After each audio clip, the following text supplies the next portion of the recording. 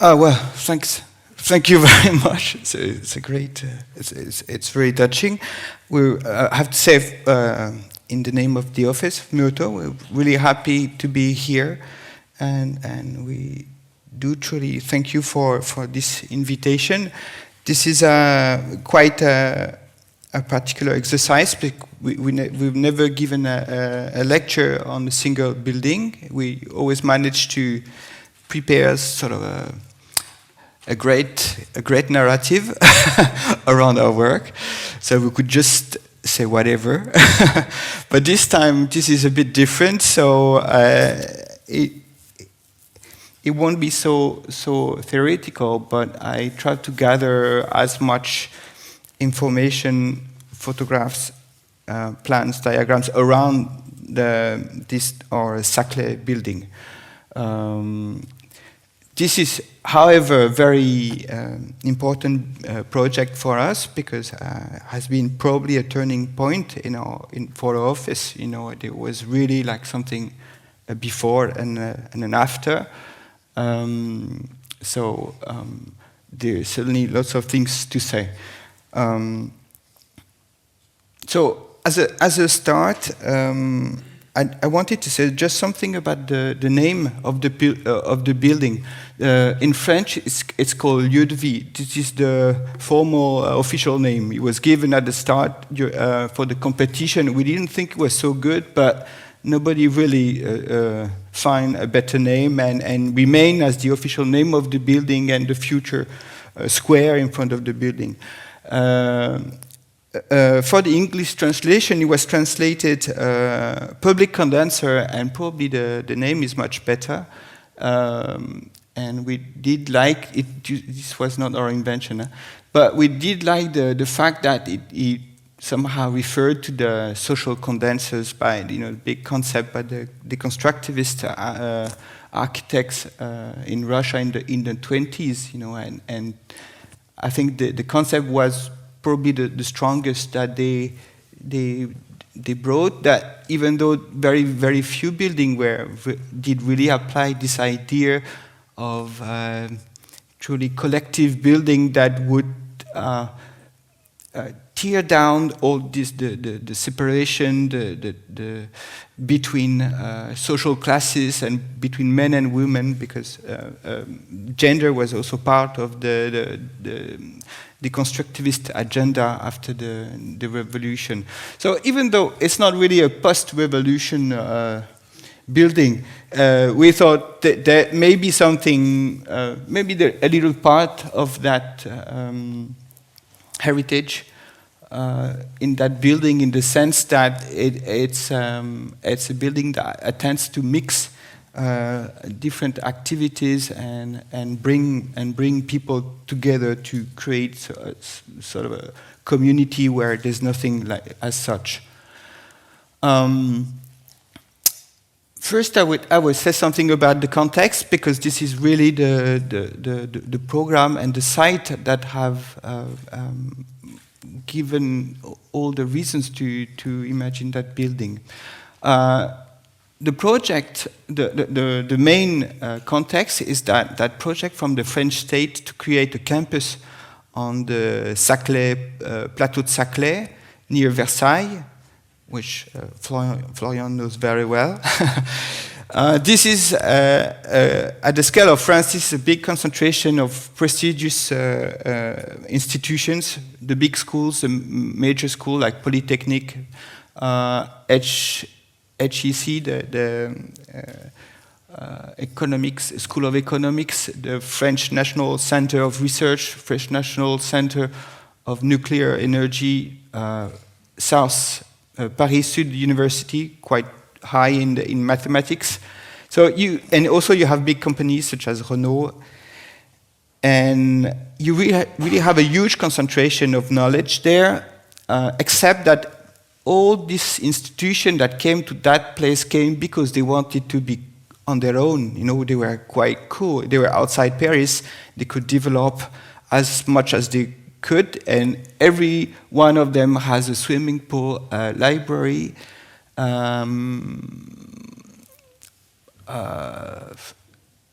in a restaurant where they have everything, you know. So that's why I said golden enclave is, I don't know if it's the right translation, but this is the context, is that everybody lives on its own. And this idea of a campus was to bring together all these institutions and make out of these different actors one academic entity. At first, the client wanted to make it more. The project was more like it was called Paris-Saclay. It was more of a economic project. You know, like, you know, California, but the French way. You know, the top down. And then, since it was mainly a public investment, public money. It turned more into a campus. So this whole project is also very linked to another large-scale project in France, which is the Grand Paris Express. There should be 2 or 3 metro stations going through the site. And this is the real reason why this project came out. The only problem is that we're not really sure when the metro will come, which is typical of large-scale projects. So this is a very particular context where, you know, our building is, you know, I'm not sure, our building is here. This is the smallest building of the entire campus. So this is a context where there's a strong wish to create collective life, you know, meetings and so on, but where there's absolutely no urbanity. There's no, you know, most of these white little cubes do not exist. You know, they just, you know, they tend to show something that would be like a city, but it's not at all. And when we came, basically like 7 years ago, there were only mostly cornfields and roads and a few buildings from the 70s and from the 90s. So the big question was, how do we start? You know, because we had to believe there would be a city. We had to believe, otherwise we wouldn't do the project at all. You know, so we had to make that intellectual effort to say, okay, there's going to be a city, there's going to be almost the first project, and how do we go? Because usually a city, you know, you start with roads, public squares, you bring the infrastructure first. And here, the process really goes the other way around. So this is the site. This is a more recent picture. You can see the building, the public condenser right here in the middle, and on the left you have the École Centrale by EMA. They won the competition not so long after we did, so we were very impressed, you know, that there would be such a big project next to us, especially OMA. But also you see the difference in size. This building is 20 times bigger than ours, so we thought, I don't know how we will compare, but one good thing is that every time, you know, they will take a picture of the OMA building, will be just next to it, will be on the picture, so we thought we'll get lots of publication. What happened is that, of course, our project was, the two were built more or less together, because our was pretty long to get built, because the budget was very short. It was 6.5 million euros, and probably not enough for the program that was planned here.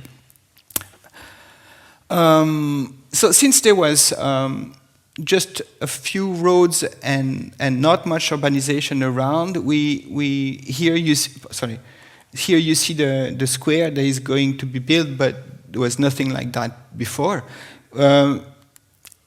Here's the new road and the future square. This is the very recent. This picture we did it a few months ago. what we did is that we put the building really at the edge of the roads, and we thought there will be like a public space around one day. So we defined the site just as we could and defined a parvis, a plaza on the south, and we decided to make a vertical building because this was the most urban way to imagine it, and we thought that from the top you could see all the plateau of Saclay, which is a very agricultural landscape with lots of water towers. So there came the idea that we would make we would superimpose the different activities rather than putting them side by side, as it would have been much easier, actually, in a technical point of view.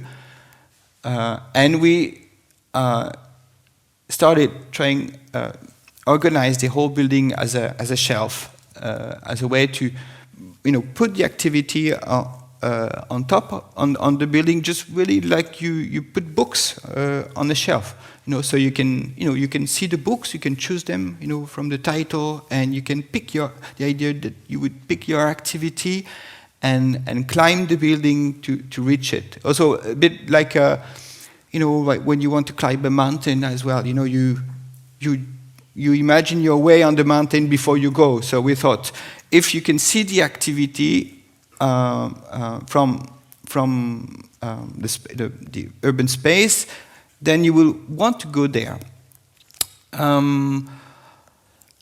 So the idea was basically to imagine that since there was no public space, the idea was to imagine that the entire building would be a public space at first. We thought, okay, first there will be the plaza on the ground floor, but all floors should be almost as free in terms of use as the plaza. So we imagine it really as a series of urban squares superimposed on top of each other, and just until you reach the rooftop, where we propose to put two sport grounds for basketball.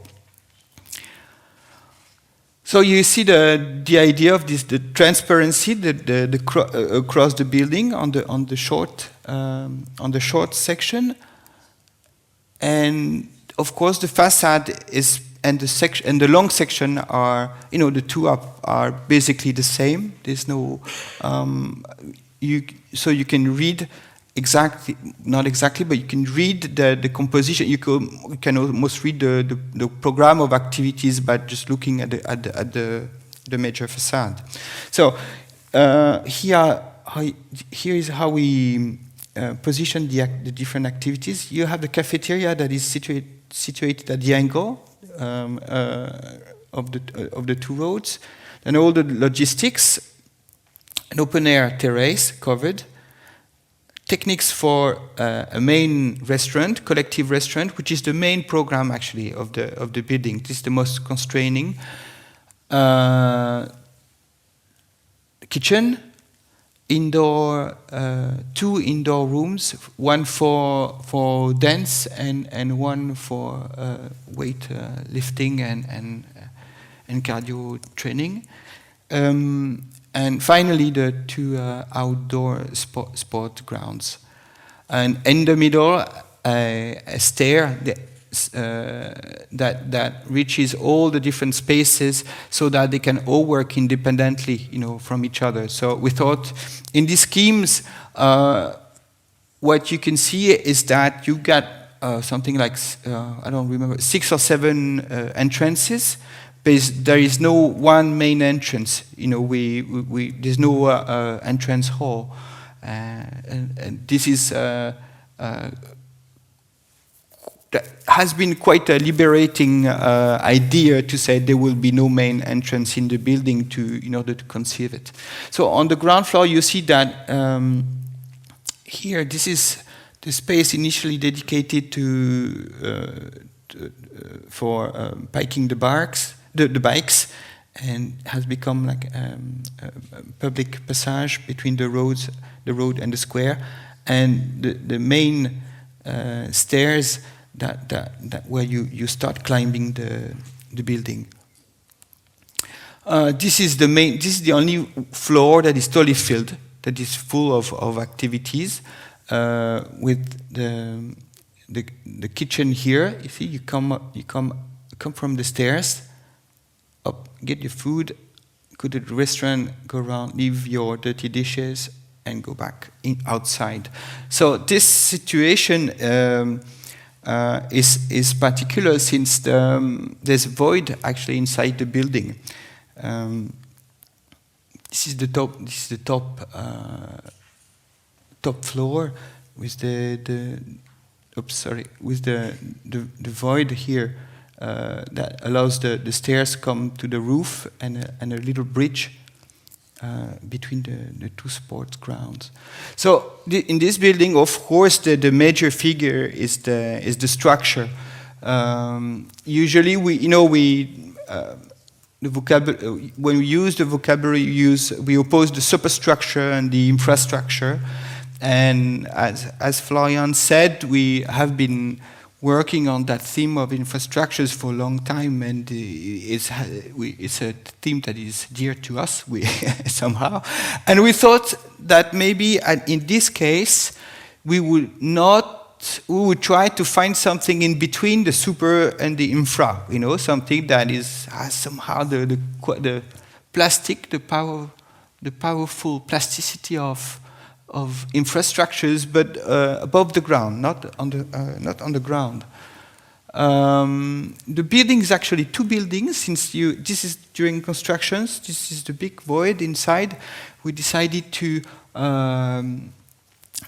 make the stairs out of metal to keep that feeling that we are.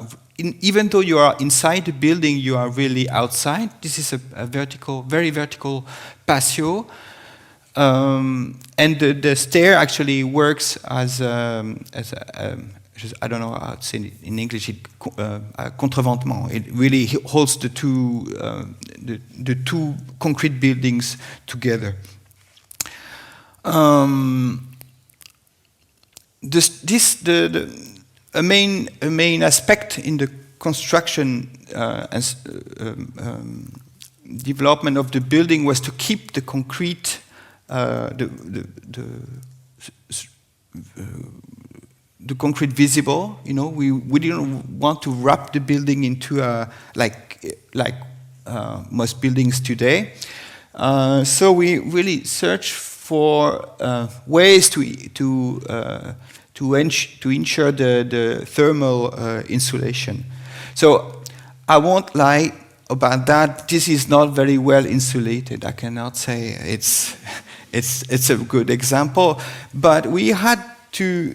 Well, we found a few ways to deal with the basics of thermal insulation. We use that reversed slab. You walk. The insulation is inside, and you walk on it. It was quite handy for all the techniques that can go inside the ground, but this is of course not part of French regulation. This is actually outside. A lot of the building has been done outside the French regulations because simply the situation did not exist in our normative system. So everybody had to find him. Just the situation was so unknown that we had to find such solutions. But also the idea was that the actual strategy to ensure the thermic issues is today's inertia. We always try to make buildings that do not get cold and do not get hot. They always remain at the same temperature. And we thought that our building was quite different because, it's super busy for lunch. You've got 1,000 people coming, and then it gets hot in half an hour. Half an hour, the bodies heat the space, and also the kitchen heats the space. So you really you don't need any heating almost. And the rest of the time, the building becomes cold. So we actually thought that we didn't need much heating at all in this building because it worked on very different. It did follow strong variations, but could heat itself very quickly.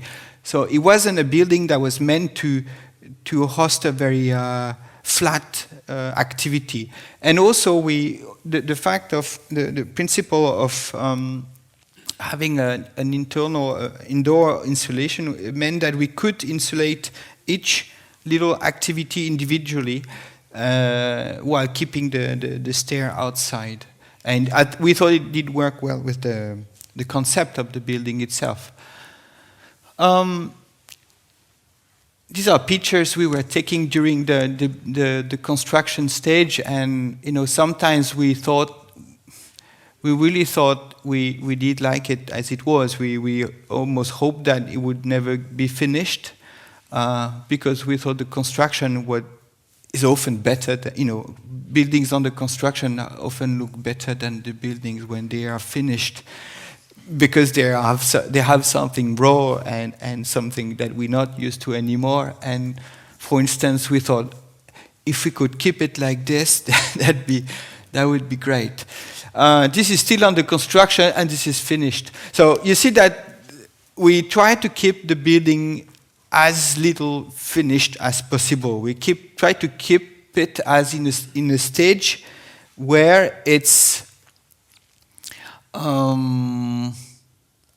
close to be finished, but not really finished. It was a way to say that the building, of course, we had to explain that to our client in a quite different way. We said this building is a start, and we don't really have all the money to fit all the program.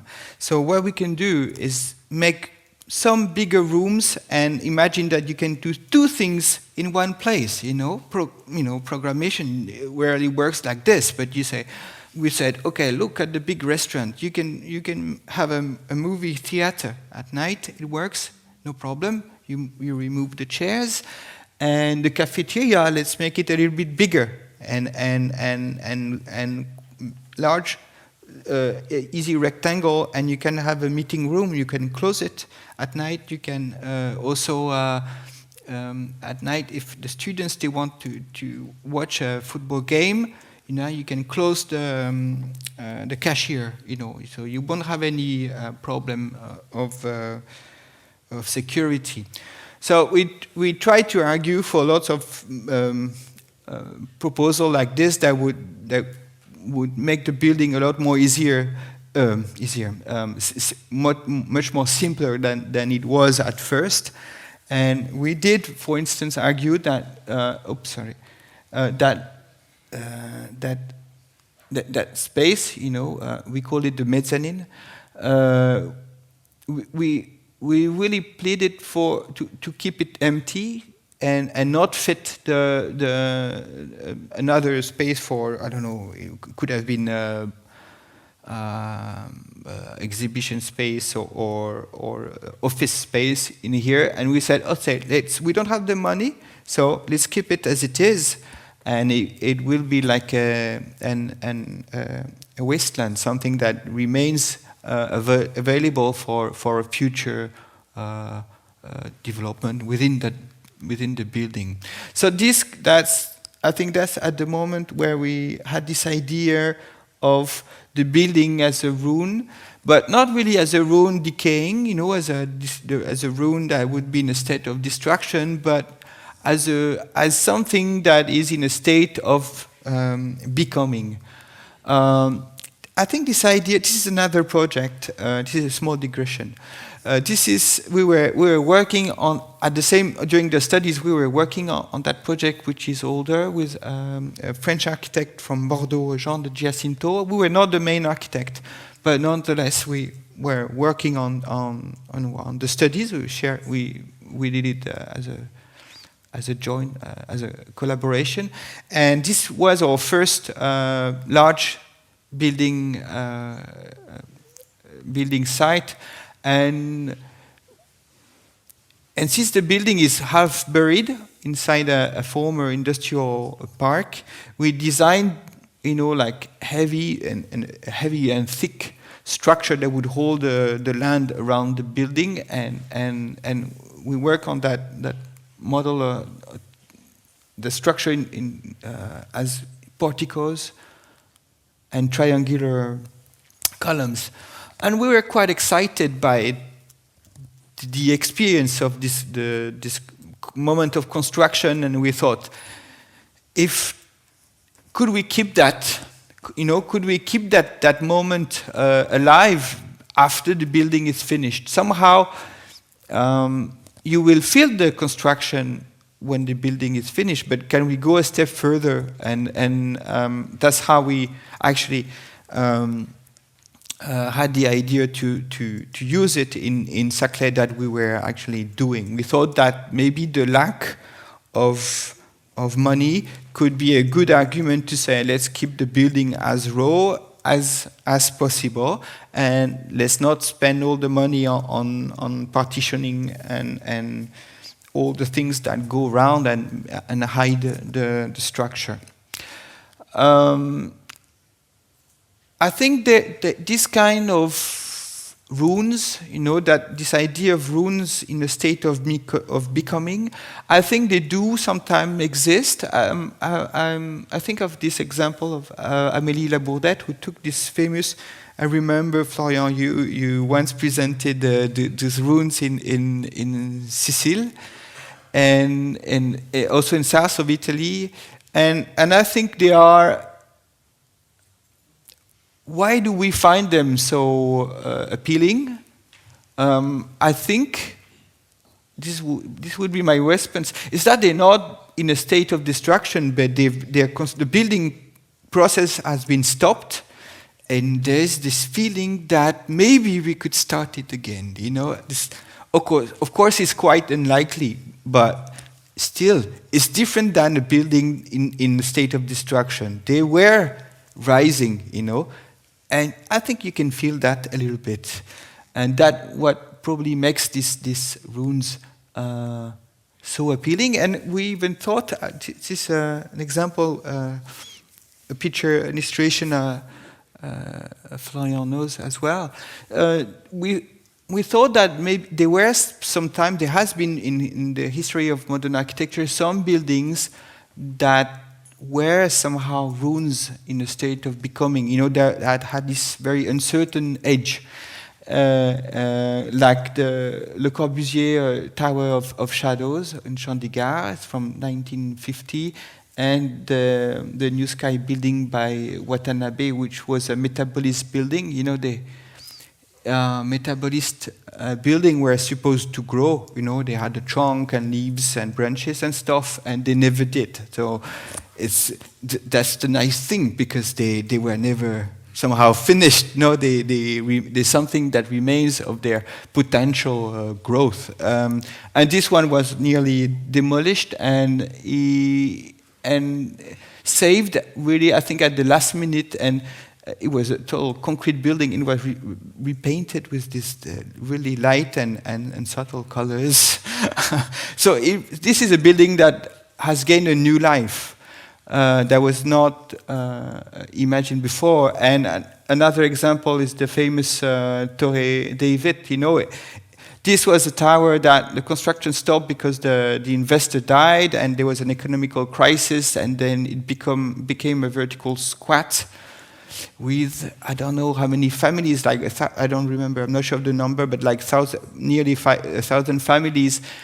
And despite the fact that there is no lift, they all live in this building, and it's like a small city. And of course, this is not the life that the building was supposed to have. It was supposed to be an office building, and this accident, the fact that the construction stopped, made it a much more interesting project than what was supposed to be.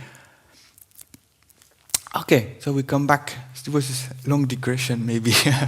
Come back on the project. to say something about the stairs, which is probably the main, the strangest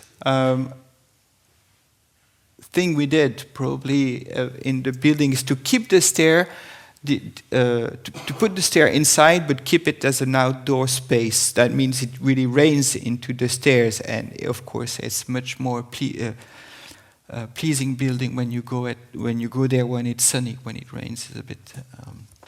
It's a strange atmosphere because it really rains everywhere inside. It's not far. It's true. It's not far from a room. This stair, we thought we would make it very large. We would make it 7 meters wide, so it's really the size of a stadium structure. You know, the structure is very low, so you really feel like going under the structure. Then you walk inside, inside in between the columns and the beams. So that stair is very much like it's a very, I think, topological experience in the sense that you don't know exactly whether you are outside and outside. You know, there was lots of discourses years ago on topological architecture. You know, that was really represented like kind of soft blobs and stuff.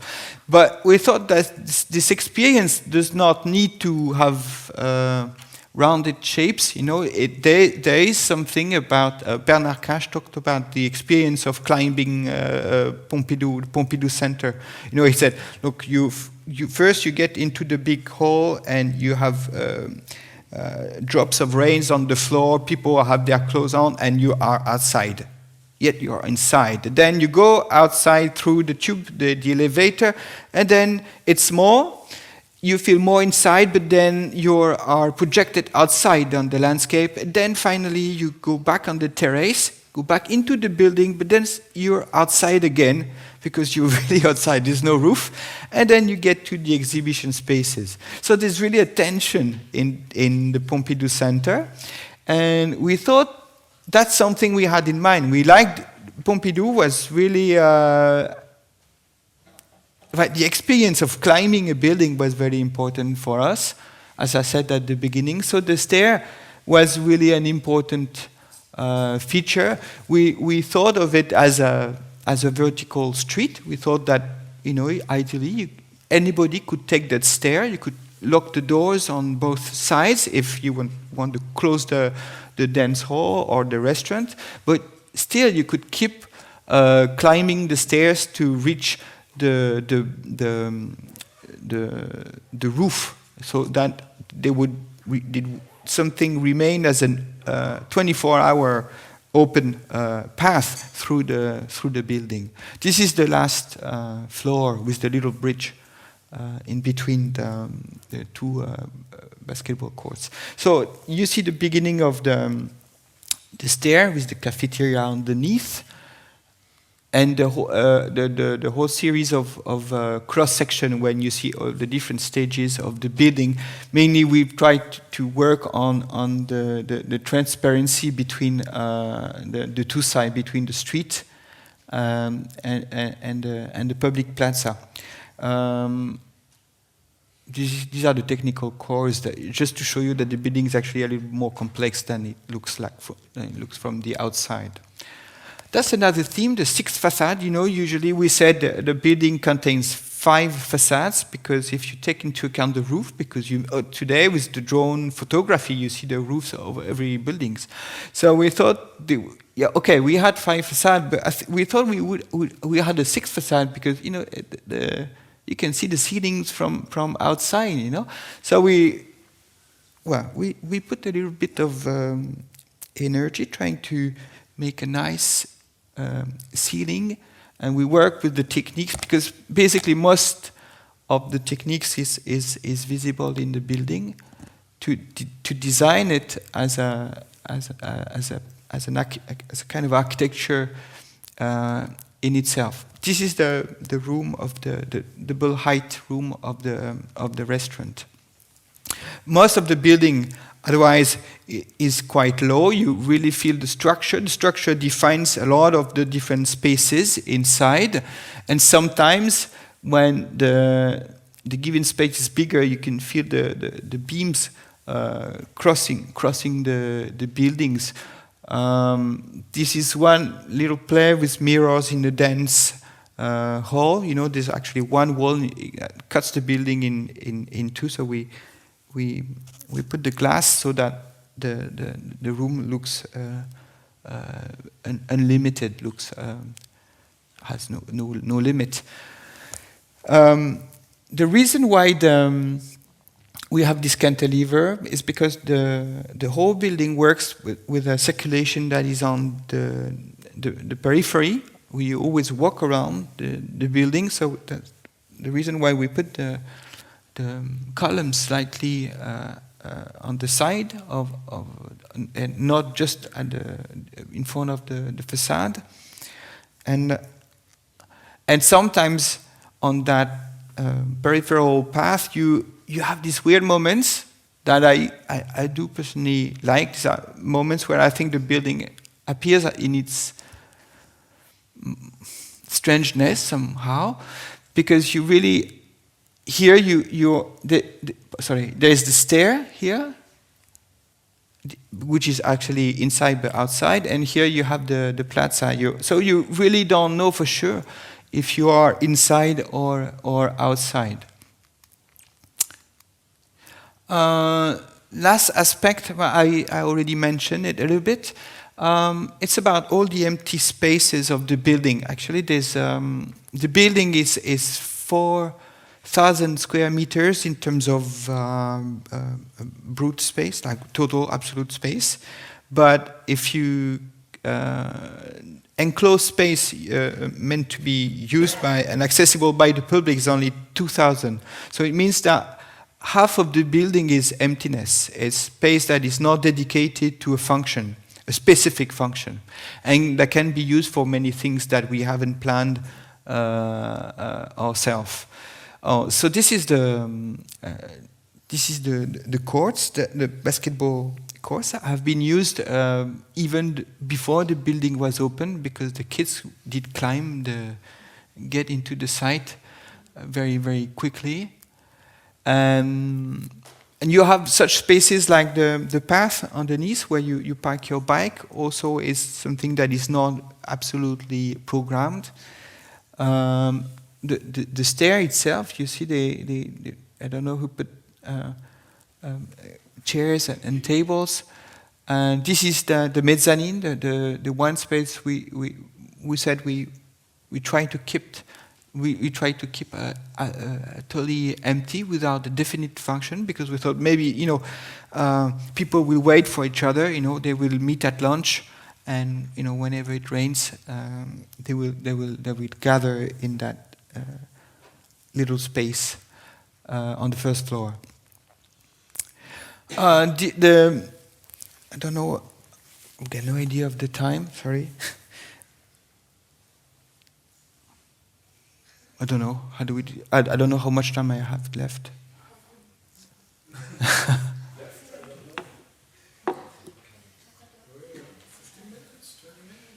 20 minutes? Oof, okay. This is the last part.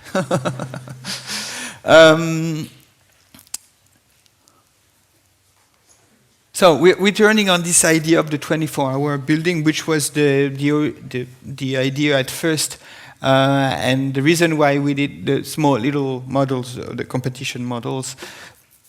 We thought, how do we make the building as open as possible? First, the idea was to keep, to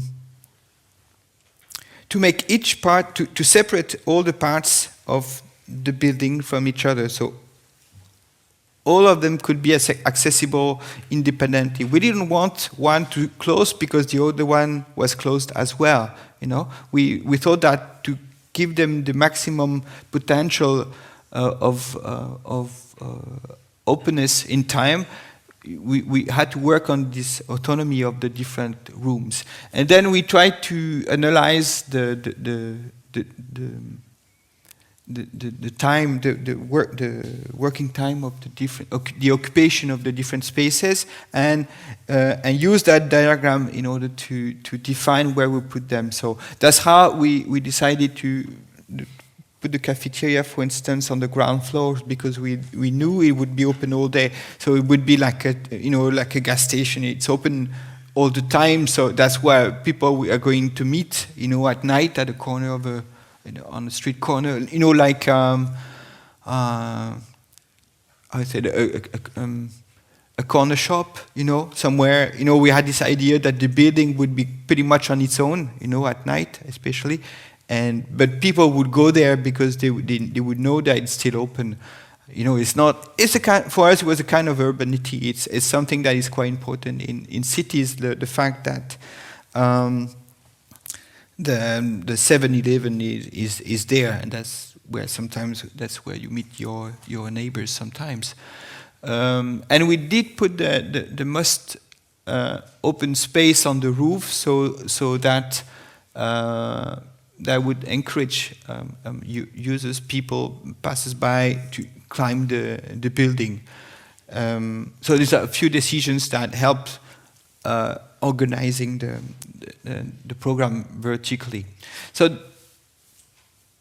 this is the idea, basic. This is how the mezzanine looks like, for instance, at night when it's empty. We brought a much stronger light in the middle with a very light painting on the floor, so it looks like an almost solid piece of light. The hall, and on that picture you can see what is lit is actually the public path that leads to the top, and somehow it has this atmosphere of gas stations, when it remains lit at night, among all the big enclaves that are closed. So, as a conclusion, I had two conclusions, I think. First one is sort of an answer to the question I raised at the beginning. The question was how to start a city. How do you imagine your first building with this so little context, and when the building has to be, a real part of a city that is not yet there. I think this is really this is a question, this is a way of, I don't have an answer, of course, but I think this is a question about the way we plan cities today. I think we have this, well, at least in France, which is a very top-down country, the infrastructure comes first, then the squares, then the street, and then you sell the lots to the investors, and the investors, they do whatever. They're just happy, they just invest, And we're thinking that, and everybody's sad in the end because, you feel that the city doesn't seem, the new district doesn't seem to have much of a spirit, of an atmosphere, and architecture is not always as it's best. And in this case, we thought, the fact that there is no public square, that the context is so informal, maybe can give architecture a little chance to envisage somewhere urban. We have pleaded to make the city before it arrives. We said, don't wait for the big infrastructure, don't wait for the metro, because we don't know when it will arrive in reality. And even though if there's no public square, no street, but then it's a good opportunity to imagine that a building that has an urbanity in itself. Second conclusion is a more general one. It's a theme that we have developed more globally in the office. It's the idea of a certain kind of modernity. When we started working with little means, this probably the fact that we had no money to make the building, not enough actually. this probably forced us into a way that we hadn't envisaged before.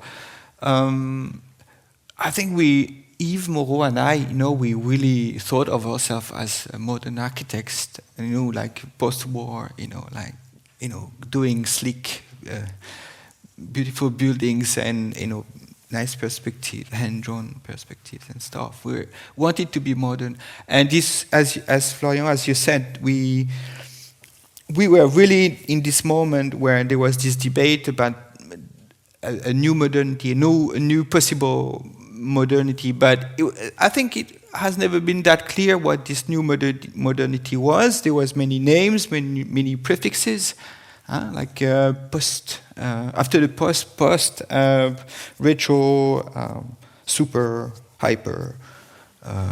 There will be many.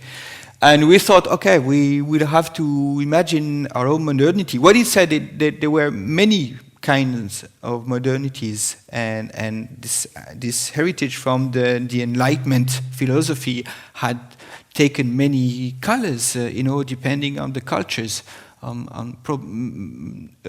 national or regional cultures. So we thought we just can choose our own, imagine our own, and we thought that there was a kind of modernity that hadn't been raised that much in books of history, which was the modernity of the crisis, of moment of crisis, like post-war Italy, when the example I often used, when the Cinecittà studios were closed, the filmmakers started going into the streets and filming with non-professional actors and dealing with social problems. Neorealism was born. So certainly the fact that Italy was had lost and they were occupied by the Allies, they had to imagine something else. And I think this was very a totally modern attitude, because they were here to imagine, to invent something, but with less means than before. They were modern, but not really in a heroic way. They were losers still, but still they were. So we thought these kinds of moments produced a quite interesting kind of modernity that we called an archaic modernity, not meaning archaic, not in a sense of old, but somehow offset or detached from the very moment, the very situation of the present. And as you said, we did naturally like the moments, Eiermann or many guys from that moment. And this, when we started like 15 years ago, it was I think it was not so trendy in France. If you remember, it was the big moment of the French touch, which was like very particularly eccentric. Some good, some less good things, we know. But I think the fact that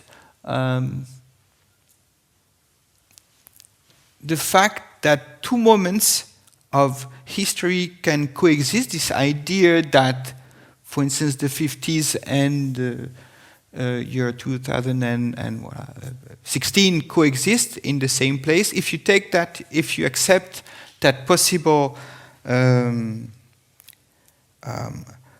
collision of epochs, then I think you can maybe try to reimagine a different kind of modernity which is not only focused on progress and development. Thank you for your attention.